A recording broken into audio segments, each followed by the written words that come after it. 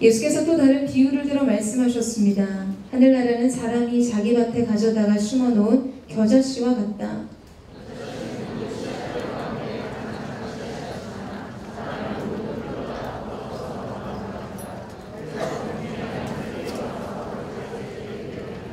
자, 우리 함께 읽겠습니다. 예수께서 또 다른 비유를 들어 말씀하셨습니다. 하늘나라는 여인이 가져다가 밀가루 3-4톤에 섞어 온통 부풀게 하는 누룩과 같다. 아멘. 할렐루야. 할렐루야. 선하신 주님의 이름을 찬양합니다. 그리고 좋으신 하나님 아버지께 우리 다시 한번 찬양과 감사와 영광의 뜻을 올려드렸으면 좋겠습니다. 여러분, 새로운 하신 주님의 이름을 찬양합니다. 그러한 새은혜, 그러한 사랑으로 우리의 삶을 이끌어주신 주님의 이름을 찬양합니다. 우리 하나님 정말스러우신 주님의 이름을 높이 드리겠습니다. 할렐루야. 사랑하는 여러분, 성령 충만하십시오. 말씀 충만하십시오. 오늘 우리가 함께 드리는 이 예배 속에서 하나님께서 우리의 삶에 새로운 문을 여시고 선하신 하나님의 놀라우신 계획과 은혜를 발견하는 귀한 은총이 있게 되기를 주님의 이름으로 축원합니다. 저희 공동체 이 중보기도 팀장이 쓴 책이 있는데요. 영어 이 고비를 넘겨라 라는 제목의 책입니다. 네. 영어 학습에 대한 책이에요. 제가 그 책을 이번 주에 이렇게 보다가 프롤로그에 적혀있는 한 내용이 제 마음에 남았습니다.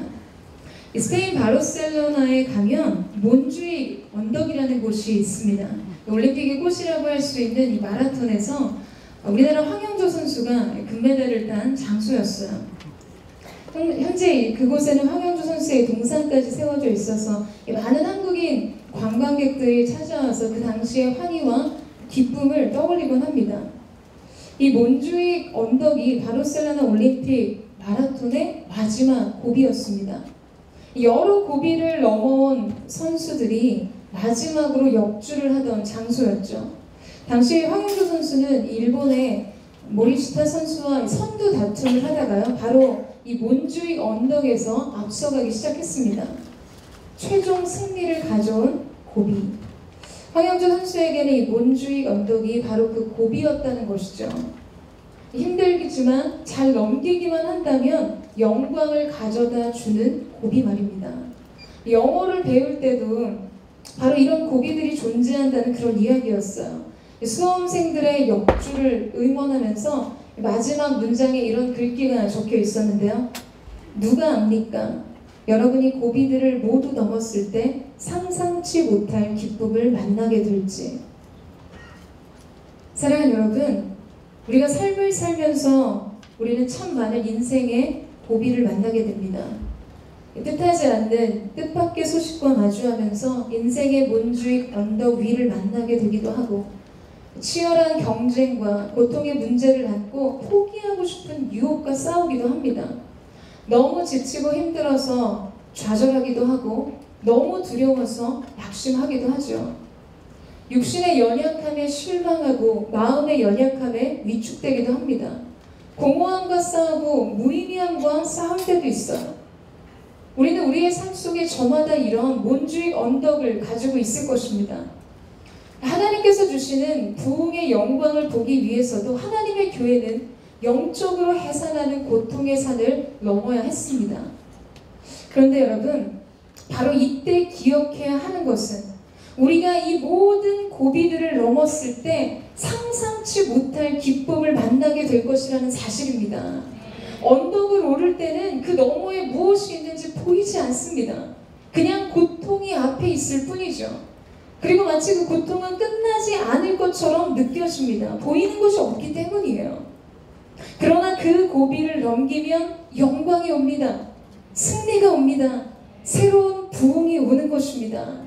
여러분, 우리가 삶의 고비 앞에서 이 역주를 포기하지 않고 계속한다면 상상치 못할 기적과 같은 일들이 우리 앞에 펼쳐질 줄로 믿습니다. 저는 저와 여러분이 바로 그러한 기적의 주인공 되시기를 주님의 이름으로 축복합니다. 상상할 수 없는 영광이, 그 승리가, 구원의 역사가 여러분 앞에 있을 것입니다. 여러분, 이 사실을 믿으십니까? 그래서 이 마지막 고비를 넘는 역주를 하는 하나님의 놀라운 믿음의 사람들로 승리와 구원 구원과 주님 주시는 놀라운 소망의 결실을 얻는 저와 여러분 되시기를 주님의 이름으로 축원합니다. 우리 이 마음 담아서 옆에 사람과 함께 파이팅 넘치게 한번 인사했으면 좋겠는데요. 이 고비를 넘기십시오. 영광이 있습니다. 이렇게 한번 축복하시겠어요? 여러분 믿음대로 될 줄 믿습니다. 하나님께서 우리 앞에 새로운 시즌을 열어주셨음을 믿습니다. 이기는 자에게 영광이 있고 이기는 자에게 하나님의 놀라우신 기적의 결실이 있게 될 줄로 믿습니다. 오늘 이제 우리가 함께 나눌 본문 말씀은요, 겨자씨와 누룩의 비유입니다. 예수님께서 하나님 나라에 대해서 말씀하시면서 설교하시면서 하나님의 나라가 겨자씨와 누룩과 같다고 말씀하셨어요. 이 겨자씨와 누룩의 비유는 대부분 성장과 변화의 비유들로 이해됩니다. 실제로 이 비유가 성장에 대해서 말하고 있기는 하지만 각각의 비유에서의 강조점은 오히려 처음 상태와 마지막 상태 사이에 이 뚜렷한 차이를 보여주고 싶어 한다는 것을 알 수 있습니다. 이 세상과 우리의 삶 속에서 하나님의 행동과 그분의 역사들이 거의 지각할 수 없을 만큼 마치 겨자씨처럼 미비하게 느껴지고 반죽간에 이 누룩처럼 감춰져 있는 것 같지만 그럼에도 불구하고 그것은 실제하는 것이며 하나님 그분의 때가 이르면 완전히 성취될 것이라는 것을 선언하고 있는 것입니다. 자, 이런 강조점을 기억하면서요, 예수님께서 이 비유를 통해 하시고 싶은 말씀이 무엇인지 함께 살펴보도록 하겠습니다. 우리 31절 말씀을 같이 한번 읽겠습니다. 31절 말씀 시작.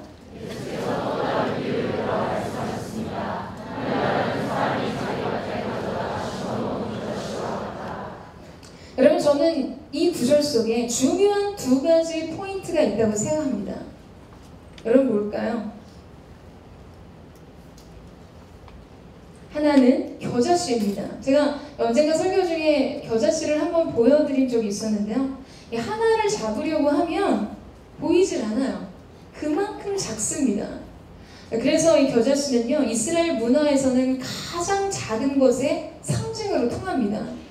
인간의 눈으로 볼 수 있는 가장 작은 물체를 나타낼 때 히브리인들은 겨자씨로 그것을 표현했어요. 별로 기대할 것이 없고 너무 보잘것없어서 하찮아 보이는 것의 상징이라고 할 수 있는 것이죠. 그런데 예수님께서 지금 하나님의 나라를, 그분의 말씀과 그분의 역사를 지금 이 겨자씨와 같다고 비유하신 것입니다. 자, 여러분 주목해 보세요. 지금 이것은 예수님의 설교예요. 그렇다면 예수님께서는 이 말씀을 통해서 분명 듣는 자들에게 기대하신 어떤 변화가 있었을 것입니다. 그 변화에 대한 도전을 위해 그들의 삶 속에 뿌리내려 있는 고질적인 인생의 문제를 다루고자 하셨을 거예요. 지금 겨자씨라고 말해야 이해가 되는 문제가 그들에게 있었다는 것이죠. 자, 예를 들어 겨자씨를 오늘날 우리가 쉽게 이해할 수 있도록 1%의 가능성이라고 변환해서 사용해 보는 거예요. 자, 그러면 이것은 어떤 이야기가 됩니까? 하나님의 말씀과 그분의 역사는 1%의 가능성과 같다는 이야기입니다. 여러분 이해되세요? 그래서 우리는 기대하기가 어려운 거예요.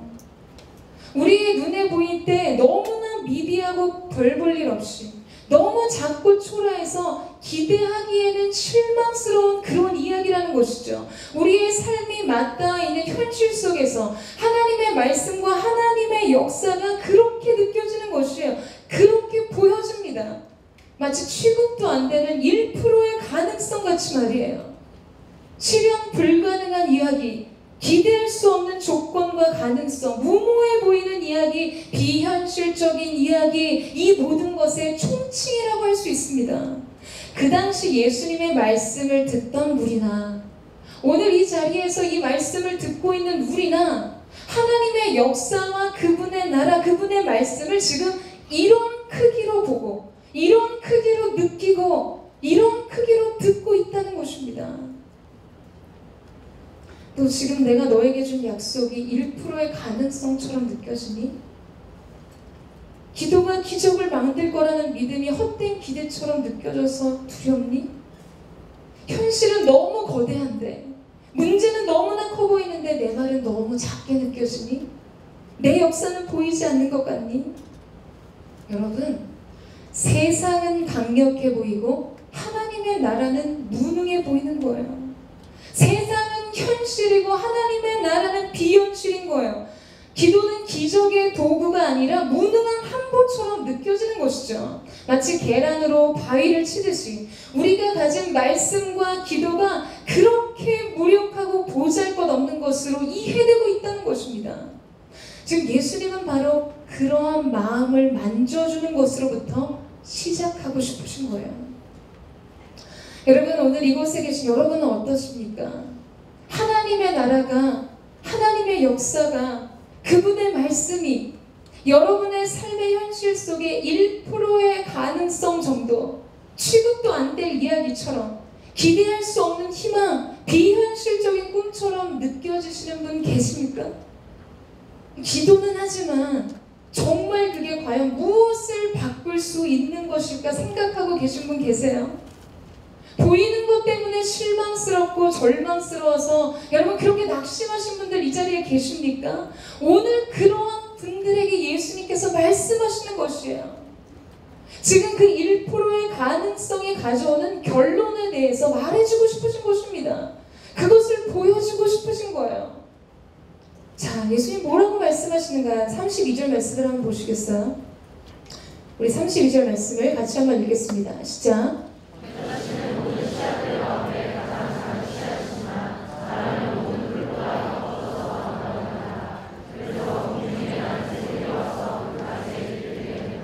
여러분, 앞에서도 언급했지만요, 유대 격언에 보면 겨자씨만큼 작은 것이라는 표현이 있을 만큼 겨자씨는 가장 작은 것의 상징이자 대명사와 같았습니다.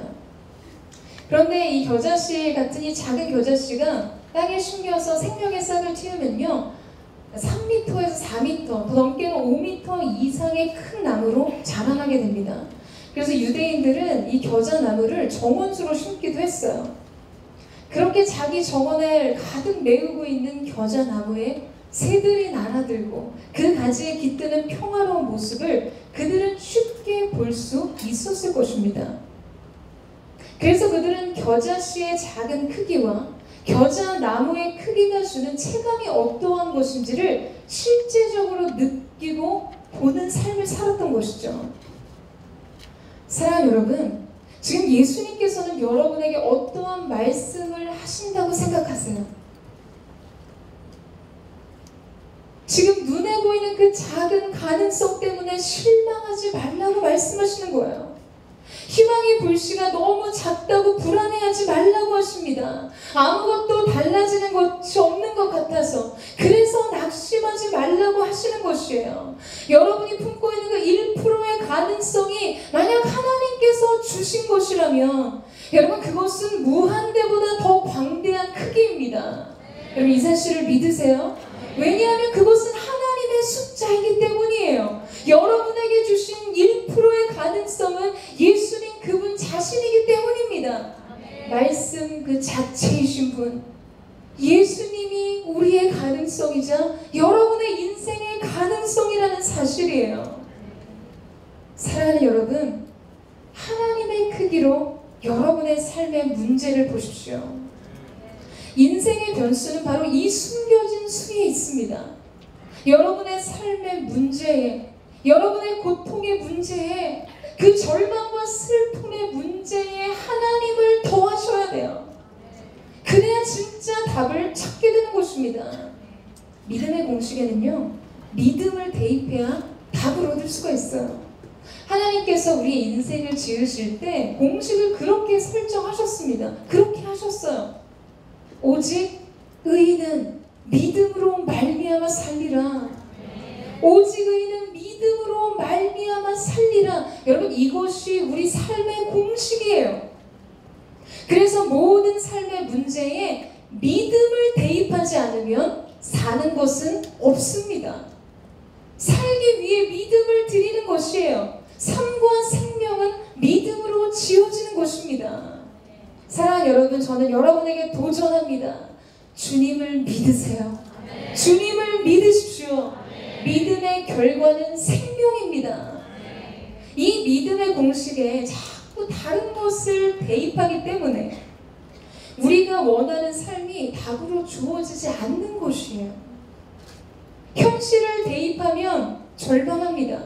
경험을 대입하면 꿈꿀 수 없어요. 지식을 대입하면 앞이 보이지 않습니다. 그러나 믿음을 대입하면 답이 나온다는 것이에요. 답은 하나님의 영광입니다. 육신의 생각은 사망이요 영의 생각은 생명이라. 하나님의 말씀과 그분의 역사가 지금 나의 현실에 비해 한없이 작고 무력하게 느껴져도 여러분, 그것은 사실이 아닙니다. 그 뒤에 숨겨진 하나님의 무한한 가능성과 연합하세요. 그러면 생명을 얻게 될 것입니다. 영광을 보게 될 것입니다. 승리하게 될 줄로 믿습니다. 이 믿음은 들음에서 나고 들음은 그리스도의 말씀으로 말미암느니라. 여러분, 믿음의 공식으로 삶을 대하고 믿음의 공식으로 생각하고 믿음의 공식으로 행동하는 하나님의 사람들 되시기를 주님의 이름으로 축원합니다. 그래서 여러분의 삶 가운데 생명과 삶이 하나님께서 주시는 새로운 영광의 시즌이 열려지는 거룩한 은혜가 있게 되기를 주님의 이름으로 축원합니다. 자, 이 두 번째 포인트는요, 자기 밭에 가져다 심어놓은 겨자씨입니다.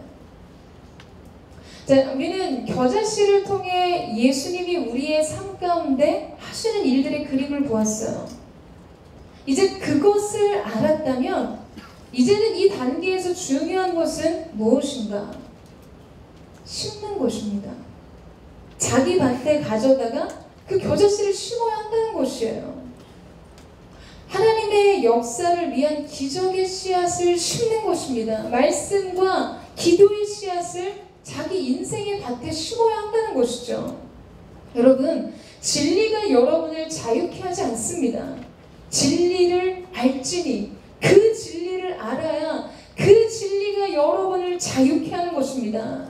기도의 능력을 안다고 여러분의 삶이 변하지 않는다는 거예요. 기도를 해야 능력이 나타나는 것입니다.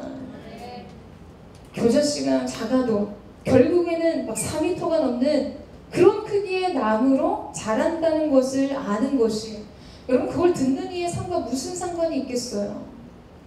그 겨자씨를 내 인생의 밭에 심어야 하는 것입니다. 그래야 그 겨자씨가 일궈내는 창대함의 크기를 누리게 되는 것이에요. 그런데 왜 많은 사람들이 이 겨자씨를 자기 인생의 밭에 심지 않는 것일까요?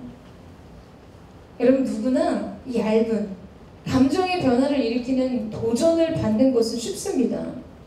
그런데 그 도전이 행동의 변화를 일으키고 그 행동의 변화가 삶의 변화를 일으키며 그것을 유지시켜주는 것까지 가는 것은 쉽지 않은 것이죠. 우리가 대부분 신문 사설이나 칼럼을 볼 때 행간의 의미를 파악하는 것이 중요하다고 하죠. 저는 오늘 31절 말씀과 32절 말씀 사이에 이 행간에 숨겨져 있는 이야기가 있다고 생각합니다. 여러분, 그것은 무엇일까요? 31절과 32절 말씀 사이 행간에 숨겨진 이야기는 무엇이겠습니까? 그것은 돌봄입니다. 필요한 행동을 하는 것이에요. 여러분, 나무가 그냥 자라지 않아요. 겨자씨가 뿌리를 내리고 싹을 틔어 나무가 되기까지 분명히 과정 속에서는요, 숨겨진 이야기가 있을 것입니다. 물을 주고, 어느 날에는 거름도 주고, 줄기가 올라오면 받침대를 대주고, 줄기가 힘을 받아서 가지들이 나오기 시작할 때는 적당하게 가지치기를 해주기도 하고, 그 나무가 자라나기까지 필요한 요소들을 만족시켜주는 과정이 있었을 거예요. 실제 행동이 있었다는 것이죠. 여러분, 생각해보세요. 이 겨자씨를 한 움큼 손에 가지고 있다고 그것이 겨자나무가 되겠습니까? 여러분 설마 그렇게 생각하시면 이건 굉장히 BABO 바보 같은 생각이에요. 근데 우리는요 아주 이런 우스운 영적인 착각 속에서 삶을 살아갑니다. 앞서 겨자씨의 이야기를 통해 우리가 믿음으로 사는 삶의 원리를 알았다면 이제는 그 원리로 작동하는 믿음의 실행력이 필요합니다. 근데 우리의 믿음은요 종종 이 믿음은 박제되어 있어요. 아주 믿음 같아 보이는데 아주 똑같아 보이는데 생명력이 없고 활동력이 없는 것이죠. 그러니까 인생의 원리만 가득한 사람들인 거예요. 원론적인 지식으로 머리만 커졌습니다. 다 알아들어요. 다 동의합니다. 어떻게 해야 하는지는 알지만 그렇게 하지는 않는 사람들. 그러니까 처음과 끝의 차이를 보지 못하는 것이에요. 그것을 보지 못하는 것입니다. 그러면 우리 안에 주어진 이 참대하게 자라날 수 있는 겨자씨는 그저 자금의 대명사, 가장 작은 것에 대한 상징에 불과하고 맙니다. 사랑하는 여러분, 오늘 말씀이 그렇지 않습니까? 여러분에게 하나님의 나라가 그렇지 않으세요? 여러분 왜 기도가 능력인 줄 알면서 기도하지 않으세요? 기도가 기적의 씨앗이라고 말하면 다 동의하잖아요. 아멘이라고 하잖아요. 인생에 그렇게 수많은 문제를 짊어지고 왜 계속 상담하면서 정작 기도하지 않으십니까? 약속의 말씀 받으면 뭐합니까? 여러분 그거 노트에 꽂고 다니면 뭐 하시겠어요? 말씀의 씨를 심지 않는데, 기도의 씨앗을 심지 않는데 어떻게 열매를 볼 수 있겠습니까? 여러분 어떤 근거로 기적을 바라시는 거예요? 어떤 근거로 하나님의 액팅을 바라시는 거예요? 여러분 각자 자기 인생의 밭에 겨자씨를 심어야 합니다. 그 나무가 자라기 위해서는 그에 따른 필요들을 만족시켜주는 과정이 있었던 것처럼 하나님의 나라도 역시 마찬가지라는 것이에요. 하나님의 영광을 보기 위해서 하나님께서 요구하시는 것들이 있다는 것입니다. 에스겔 36장 말씀에 보면요, 이 이스라엘을 향해 하나님께서 하실 일들에 대해 말씀하십니다. 황무지 같았던 그곳을 하나님께서 에덴과 같이 되게 하시고, 폐허가 되어서 버려졌고 또 무너졌던 성읍들이 이제 견고하게 세워지고 사람 살만한 곳이 됐다라고 그렇게 하실 거라고 말씀하세요. 그런데 그 뒤에 굉장히 중요한 말씀이 나오죠.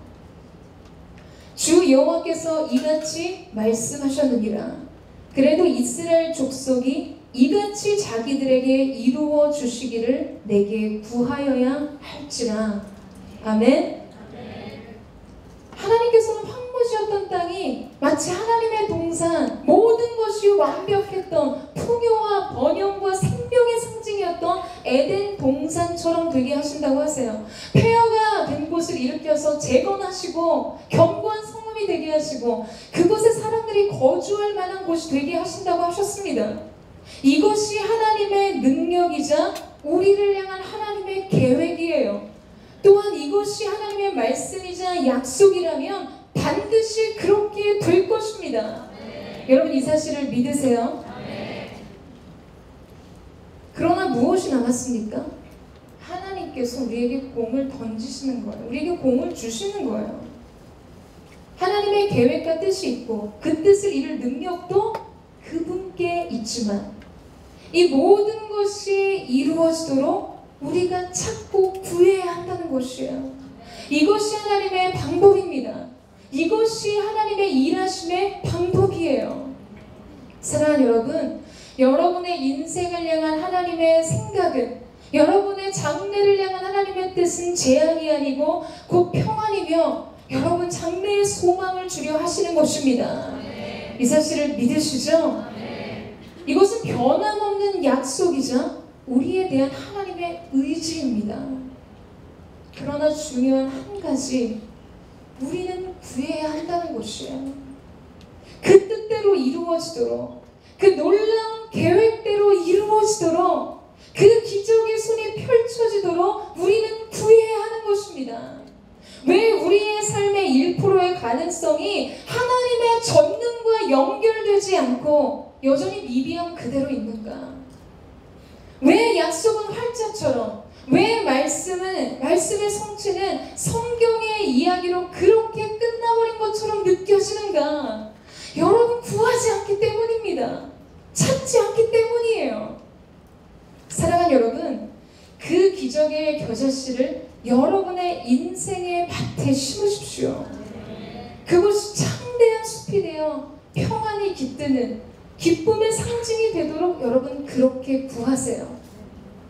기도해야겠다는 생각이 기도라고 착각하지 마시기를 축복합니다. 그 문제를 가지고 하나님 앞에 나와 주님 앞에 드리세요. 믿음의 원리를 믿음의 행동으로 실천하십시오. 여러분, 그것을 작동하셔야 되는 거예요. 저는 오늘 이 시간 앞으로 여러분의 삶 속에, 여러분의 인생의 밭에 겨자나무의 창대함을 보게 되는 은혜가 있게 되기를 주님의 이름으로 축원합니다. 그 겨자씨를 여러분의 인생의 밭에 심는 자, 그렇게 믿음의 원리를 가지고 믿음의 행동을 하는 모든 자에게 하나님께서 크고 놀라운 하나님 나라의 역사를 이루시게 될 줄로 믿습니다. 그 은혜가 있게 되기를 주님의 이름으로 축원합니다. 자, 이제 예수님께서 또 다른 비유를 말씀하시죠. 그것은 누룩의 비유입니다. 33절 말씀을 같이 한번 읽겠습니다. 시작.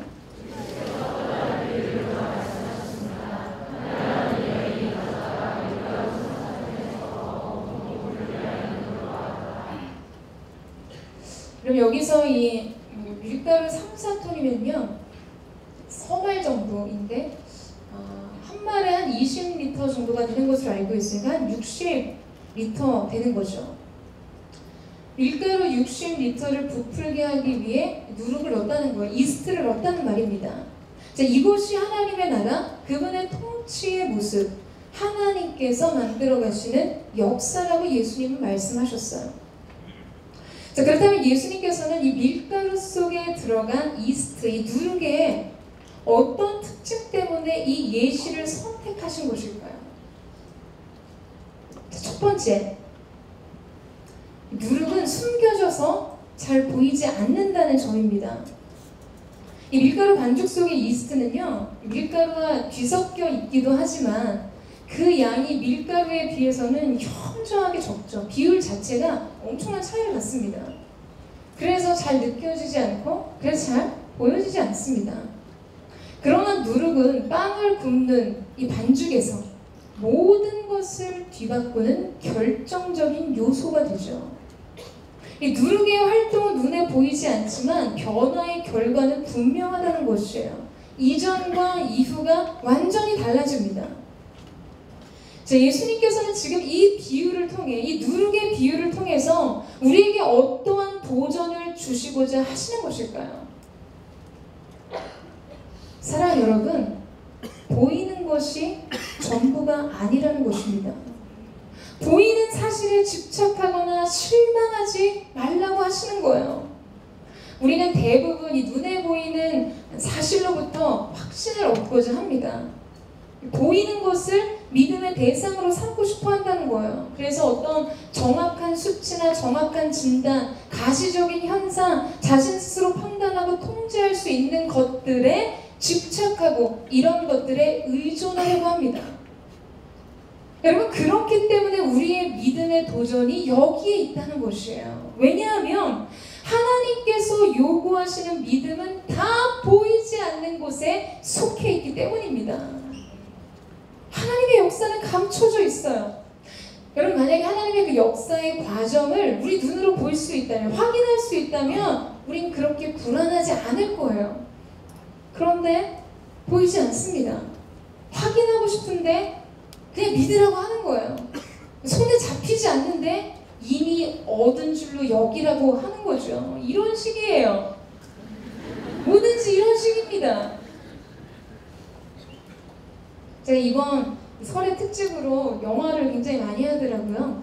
그 중에 밀정이라는 영화를 봤는데요. 옛날에 본 영화인데 업데이트가 된 최신작이 없어요. 요새 영화 볼 시간이 없는데 아무튼 이해하고 좀 들으세요. 1920년대 일제강점기 시대를 배경으로 한 영화죠. 조선인 출신 일본 경찰로 나오는 이정출은요, 이 독립운동 단체였던 의열단의 뒤를 이 특명을 받게 됩니다. 이 의열단은 일제 주요 시설을 파괴할 폭탄을 경성으로부터 들여오기 위해서 노력하는데 그 뒤를 쫓는 일본 경찰들이 있었기 때문에 그들을 피해 상해에 모이게 됐어요. 이때 이 의열 단장으로 나왔던 인물이 정채산이라는 인물인데요. 이 정채산이 조선인이자 일본 경찰이고 그들을 쫓았던 이정출에게 접근해서 오히려 그를 반간으로 쓰자고 제안하면서 굉장한 모범수를 두게 됩니다. 여러분 사실 굉장히 황당한 일이죠. 독립운동가들을 잡기 위해서 찾아온 조선인 일본 경찰에게 너 우리의 첩자가 되어달라고 지금 얘기를 했다는 거예요. 당시 독립은 그 영화 대사에서 표현한 것처럼 이미 기울어진 배처럼 회복이 불가능해 보이는 일이었습니다. 그럼에도 불구하고 우리와 손을 잡자고 그렇게 강하게 도전하는 이 의열단장인 정채산에게 이정출이 이렇게 질문을 합니다. 어떻게 자신을 그렇게 확신합니까? 그러자 정채산이 대답했어요. 나는 나를 믿을 수 없어. 다른 사람들이 하는 말도 믿지 못하고 나는 다만 사람이 마땅히 해야 할 일을 믿을 뿐입니다. 사람은 자기 이름을 어디에 올릴지를 결정해야 할 날이 옵니다. 이동진은 어느 역사 위에 이름을 올리겠습니까? 이 정도 영화 대사면 보다가 아멘이 막 나올 것 같은 굉장히 멋지다 이런 생각을 하게 되는데요. 여러분 제가 상담을 할 때면 진척이 안 되고 맴도는 블랙홀이 있습니다. 그것은 확신에 대한 문제예요. 사람들은요 성장이든 변화이든 새로운 도전이든 만남이든 어떤 확신 위에서 그 일을 시작하고 싶어 합니다. 심지어 너무 명백하고 너무 선하고 옳은 일을 하더라도요 그것을 내가 지금 해야 할 그 확신을 얻고 싶어요. 너무 많은 확인을 필요로 합니다. 그러니까 전환과 변화가 일어나기가 어려운 거예요. 끊임없이 얘기합니다. 블랙홀이에요. 계속 말합니다. 확신할 수 없는 자아에 대한 불안을 나눠요. 너무나 어려운 상황에 대해서 호소합니다. 불투명한 미래에 대해 이야기합니다. 결국 제가 어떠한 권면을 하든 이 문제에서 맴돌게 되어 있다는 거예요. 확인한 사실로부터 확신을 얻고 싶어 하기 때문에 정확하고 분명한 확신 위에서 새롭게 시작하고 싶어 하기 때문입니다. 사랑하는 여러분, 그러나 우리가 확신을 얻어야 하는 것은 무엇입니까? 눈에 보이는 사실이 아니라는 거예요. 우리가 지금 느끼고 있는 현실에 대한 것이 아닙니다. 그것은 보이지 않는 것들에 대한 확신입니다. 미비하고 미지하지만 아직 나타나고 드러나지 않았지만 역사하고 있는 힘, 하나님의 통치와 하나님의 말씀의 역사, 그분의 일하심, 곧 그분에 대한 믿음인 것입니다. 여러분 그리고요 이 믿음의 확신은 그냥 한번 단회적으로 주어지고 끝나는 것이 아니라 지속화된 힘이어야 하는 것이에요. 계속해서 바라보고 계속해서 확신하고 계속해서 나아가야 하는 것입니다. 여러분이 지금 불안하게 보여지는 것이 없고 확인되는 것이 없어서 두려워하고 우왕좌왕하고 그렇게 뒷걸음질 치지 마세요. 우리에게 하나는 명확하지 않습니까? 우리에게 명확한 사실 하나는 있지 않습니까? 우리가 하나님의 사람으로서 마땅히 해야 하는 것이 있잖아요. 바로 그분을 믿는 것입니다. 그분의 역사를 믿는 것이에요. 하나님의 나라는 비록 감춰져 있고 보이지 않는 것 같지만 모든 것을 뒤바꾸는 결정적인 능력이 됩니다. 그것을 기대하고 그것을 확신함으로 오늘 여러분이 해야 할 일을 하세요. 그분을 바라보고 그분을 기대하는 것입니다. 저는 저와 여러분 가운데 바로 이 믿음, 이 주님을 바라보는 시선, 이 주님에 대한 확신이 있게 되기를 주님의 이름으로 축원합니다. 여러분의 인생에 확신을 향한 방향성이 재배열되고 재정렬되는 은혜가 있게 되기를 축복합니다. 여러분 자신에 대한 확신도, 상황에 대한 확신도, 사실에 대한 확인도 아닌 주님에 대한 확신, 그 주님을 향한 믿음, 그 말씀의 능력을 믿는 믿음 안에서 삶의 길을 걸어가는 저와 여러분 되시기를 주님의 이름으로 축원합니다. 마지막으로 밀가루 반죽 속에 누룩은요, 발효를 일으키는 역할을 합니다. 이 효모라고 하죠. 미생물의 분해 과정을 거쳐서 어떤 변화를 일으키는 역할을 지금 이 누룩이 한다는 거예요. 이스트가 한다는 것이죠. 그래서 오늘 비유는 밀가루를 부풀려서 빵을 만드는 과정에 대해서 묘사를 해주십니다.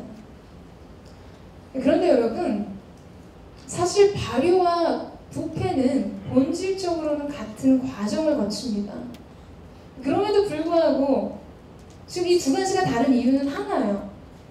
미생물의 분해 결과가 사람에게 유익한지 해로운지에 따라 발효와 부패로 구분이 됩니다. 사람에게 유익한가에 따라 그 과정은 유해균에 의한 부패 과정이 되기도 하고 유용균에 의한 발효 과정이 되기도 한다는 것이죠. 자, 여러분, 결국 이것은 무엇을 의미하는 것일까요? 하나님의 나라, 즉 하나님께서 다스리시고 일으키시는 변화는 결국 우리의 유익을 향해 가게 되어 있다는 것입니다. 여러분, 이 사실을 믿으십니까? 여러분, 결국 이 변화라는 것이 우리가 보면 궁극적으로 항상 모든 좋은 결과를 주는 것은 아니잖아요. 그렇지 않습니까? 세상 일이 그렇잖아요. 사람 일이 그렇잖아요.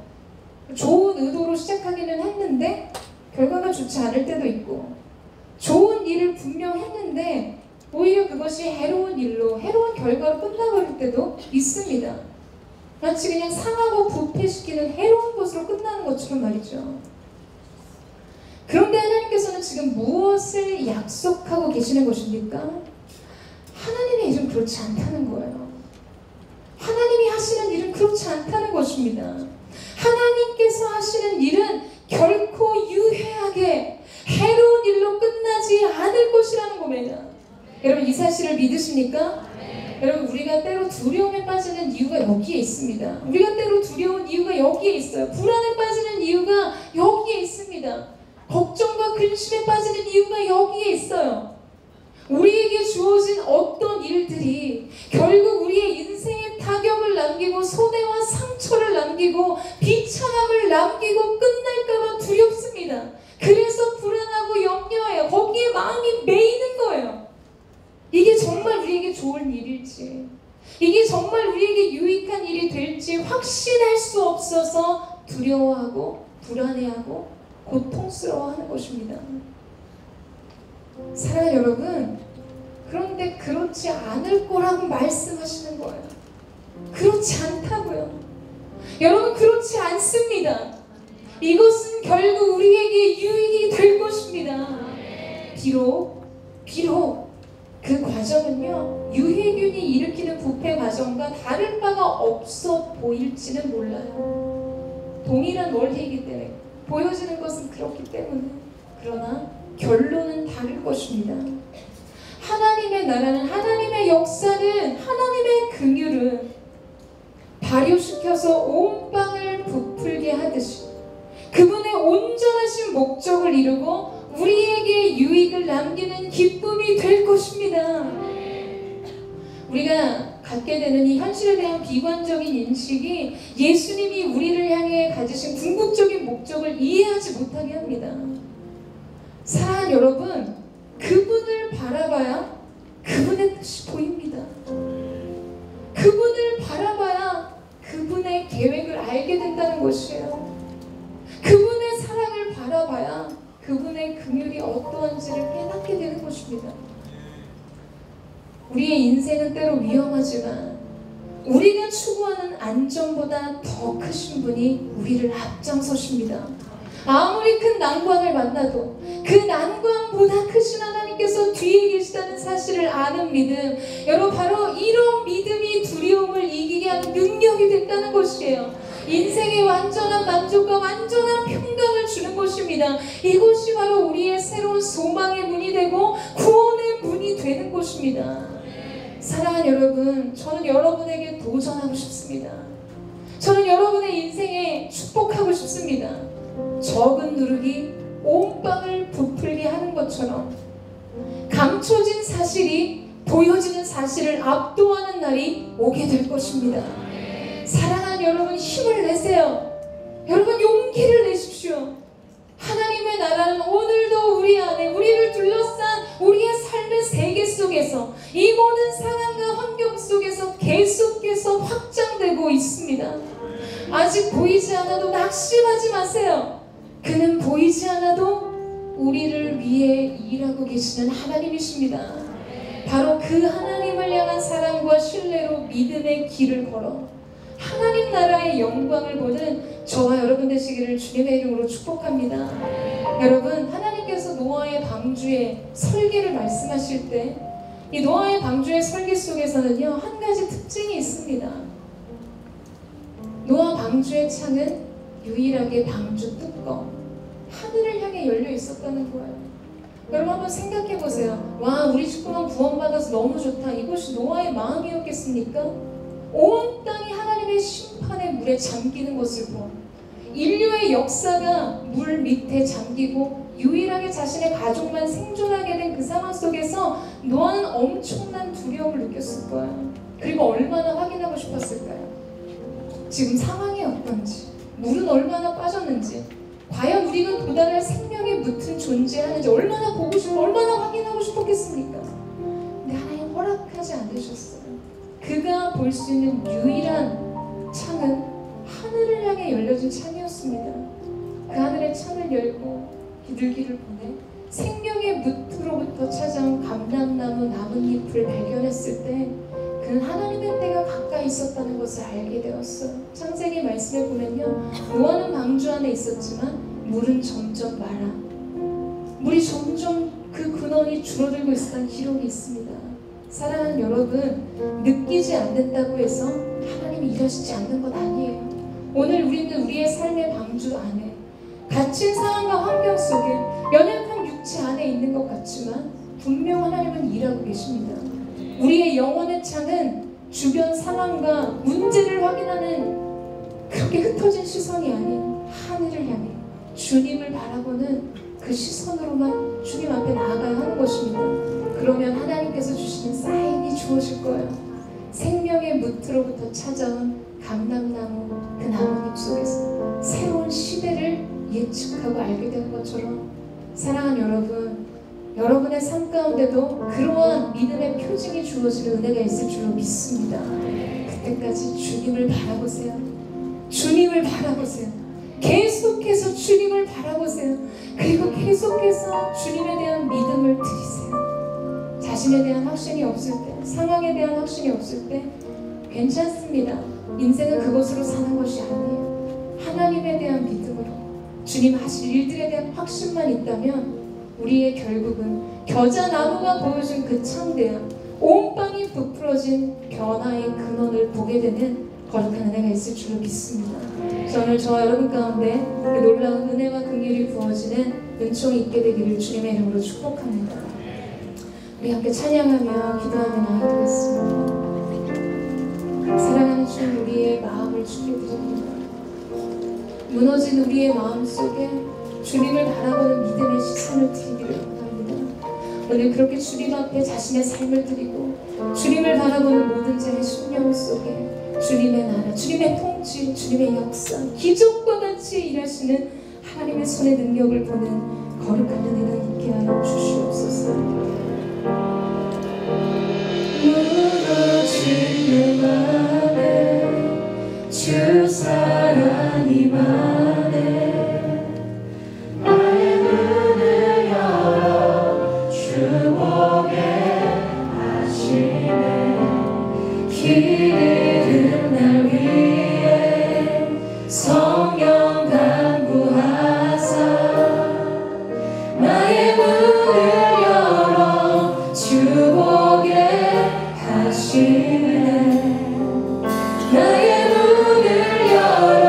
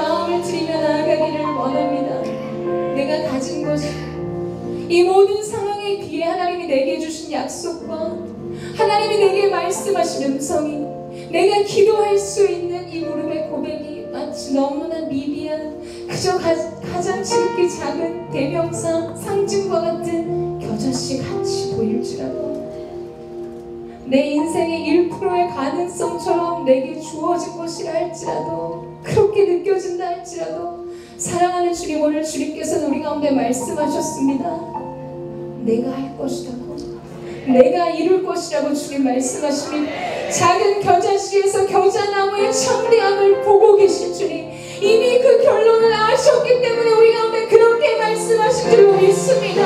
오늘 오셔서 하나님의 사람들의 마음 가운데 그 믿음의 능력이 부어지게 하여 주시옵소서. 하나님의 무한하신 전능과 연합하는 시간이 있게 하여 주시옵소서. 우리 전심으로 주의 이름을 듣고 우리 합심하여 동산으로 기도하며 나아가겠습니다. 주여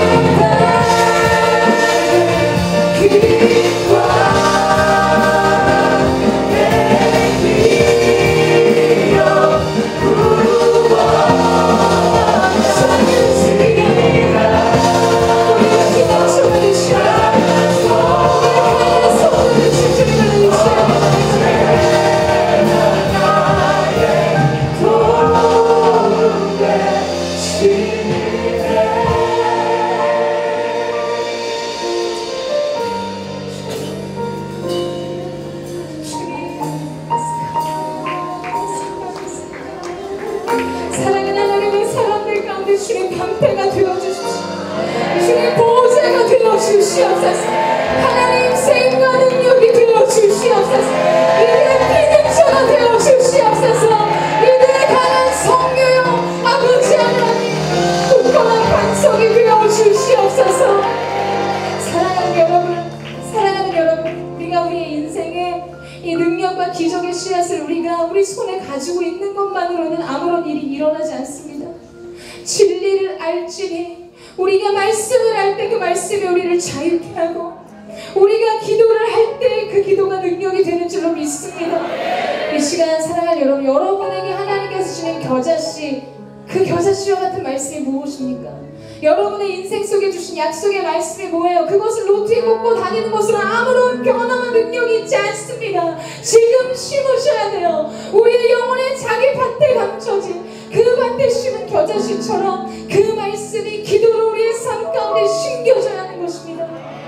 왜 아무 일도 일어나지 않냐고. 약속의 말씀이 무슨 점괘입니까 여러분? 그 말씀에 믿음으로 연합하고 믿음으로 연합한 기도가 여러분의 영혼과 인생과 육체에 심겨야 능력이 되는 것입니다. 기적이 되는 것입니다. 이 시간에 우리가 그 힘든 기도를 주님 앞에 드리기를 원합니다. 주님, 내 인생, 내 영혼의 밭에 내 건강의 문제, 내 진로의 문제, 가정의 문제, 내 인생에 풀리지 않는 내 심령의 문제 속에 주님의 약속의 말씀을 심기를 원합니다. 그 능력의 씨앗을, 기적의 씨앗을 심기를 원합니다. 오늘 이 시간 하나님의 사람들이 믿음과 연합하여 그 말씀을 인생의 각 영역에 심지 못하도록 이 시간 방해하는 모든 어둠의 권세들아, 내가 나사는 예수 그리스도로 명하노니 묶임을 받고 떠나갈지어다. 이 시간 억압과 결박과 묶임이 끊어지게 하여 주십시오. 지식과 이성과 경험의 한계를 넘어서는 하나님의 역사가 일어날 줄 믿습니다. 하나님, 우리는 믿습니다. 하나님, 우리는 믿습니다. 1.1도 변화한 하나님의 말씀을 의지하여 오늘 이 시간 우리가 기쁜 것으로 나아가기를 원합니다. 주님 역사하여 주시옵소서. 이 전심으로 주여 세번해지고 우리 역시만 동성으로 기도하겠습니다.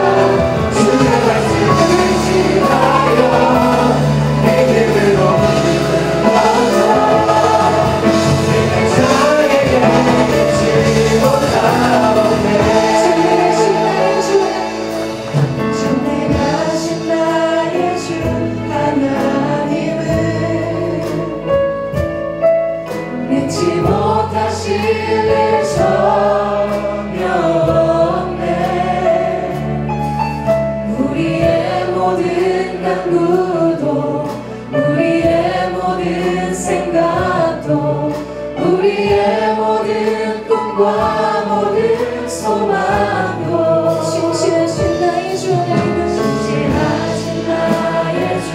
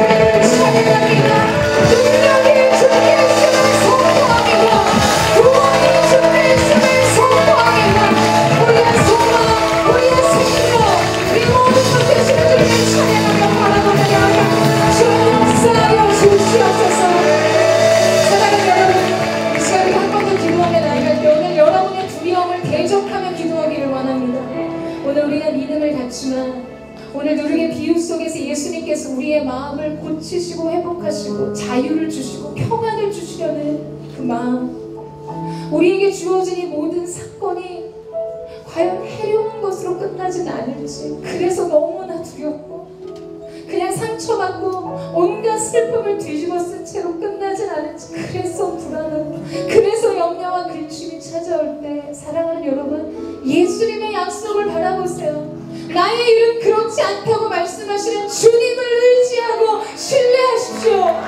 너를 향한 내 생각은 내가 하나님 재앙이 아니고 평안이며 내 장래에 소망을 주려 함이라. 아들 물자기로 소망의 문이 되게 하시는 주님, 오늘 우리가 그 문으로 나아갑니다. 영문 밖으로 나아가 우리를 위해 죽으신 그리스도 예수를 바라보며 이 믿음의 걸음을 하기를 원합니다. 지금은 비록 감춰져 있는 사실 같고 눈에 보이지 않는 역사 같지만 하나님은 우리를 위해 일하시고 계심을 믿습니다. 사막에 강을 내시고 광야에 길을 내시는 하나님께서 오늘 살아가는 SS 공동체 하나님의 사람들 가운데 그 놀라운 일을 이루실 줄로 믿습니다. 주님 역사하여 주시옵소서. 이 시간 내가 나사렛 예수 그리스도 이름으로 저주하여 명하노니 하나님의 사람들의 마음속에 틈타며 두려워하며 염려와 근심을 심는 더러운 사단의 세력아 묶임을 받고 떠나갈 지어다. 자유를 주십시오. 생명을 주십시오. 평안을 주십시오. 주님, 오늘 이 시간 회복과 치유의 강이 흘러가게 하여 주십시오. 주님 약속하셨습니다. 모든 황무한 곳을 에덴과 같이 하시겠다고, 모든 무너져서 폐허가 된 곳을 주님께서 다시 재건하여 견고한 성읍이 되게 하시겠다고 주님 말씀하시니 우리는 그 일들을 보기 위해 주님 앞에 그것을 이루시라고, 주님의 일을 이루시라고 기도합니다. 오늘 하나님의 사람들이 주님 앞에 그렇게 고백하는 이 기도의 고백을 주님 기억하여 주십시오. 하나님의 심중에 기억하여 주시고 하나님의 때의 가장 완전한 모습으로 이 약속을 성취하여 주십시오. 나는 너의 하나님이 될지니 내가 영영의 수치를 당하지 아니하리라. 내게 영영의 수치가 있지 아니하리라. 약속하신 말씀대로 이루시는 은혜, 오늘 에스겔 아보살에게 말씀 속에 흘러갔던 치유의 강이 오늘 하나님의 사람들의 심령과 육체를 덮게 하여 주시고 이들의 장래를 향해 흘러가게 하여 주시옵소서. 오늘 이 시간 하나님 기름 부어주셔서 각 사람 머리 위에 성령님 친히 안수하여 주시고 머리부터 발끝까지 새롭게 하시고 새로운 심령으로 옷 입게 하시고 새로운 꿈을 꾸고 새로운 뜻을 발견하며 새로운 비전을 향해 달려가게 하여 주시옵소서. 그렇게 일하실 주님을 찬양합니다. 그렇게 일하실 주님의 이름을 찬양합니다. 주님 역사하여 주옵소서. 여러분에게 이 믿음을 드리며 우리 삶을 향해 기도하며 주님을 마음을 드리며 고백하겠습니다. 우리 주의 마음으로 기도하겠습니다.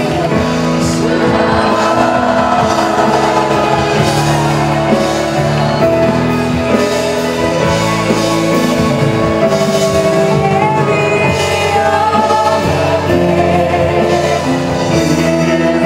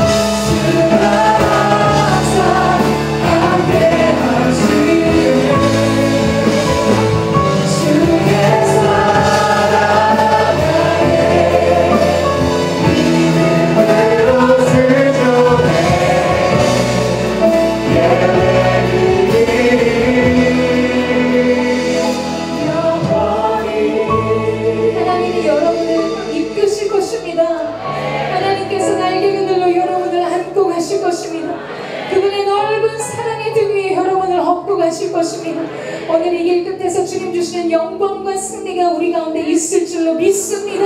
그 믿음으로 하나님의 사람들이 믿음의 길을 걷게 하여 주시옵소서. 여러분 이 시간에 한 번 더 기도하면 안 될 때 마지막으로 기도할 텐데요. 우리가 지난 4년간 비전홀에서 정말 하나님을 갈망하는 그 마음으로 주님이 이 시대와 세대 가운데 청년 예배의 부흥을 주신 그 비전을 가지고 여기까지 인도하신 하나님 감사합니다. 주님 감사합니다. 주님께 모든 영광과 찬양을 올려드립니다. 그러나 주님 우리가 여기서 멈추지 않고 이제 하나님께서 우리의 장막터를 넓게 피셨으니 주님 주신 하나님의 나라를 확장할 수 있는 영적인 새로운 기회 앞으로 나아가게 하여 주십시오. 이 세대 가운데 하나님의 나라를 선포하게 하여 주십시오. 여전히 하나님의 나라는 건재하고 이 땅과 이 나라 가운데 역사하시는 능력임을 선포하는 세대가 일어나게 하여 주시옵소서. 비전의 사람들이 일어나게 하여 주시옵소서. 그들의 영광의 부흥을 보게 하여 주시옵소서. 공동체 수련회 가운데 기름 부으신 성령의 역사들이 나타나게 하시고 모든 연약한 육체가 회복되며 치유와 능력의 역사들이 나타나는 놀라운 은혜가 있게 하여 주시옵소서.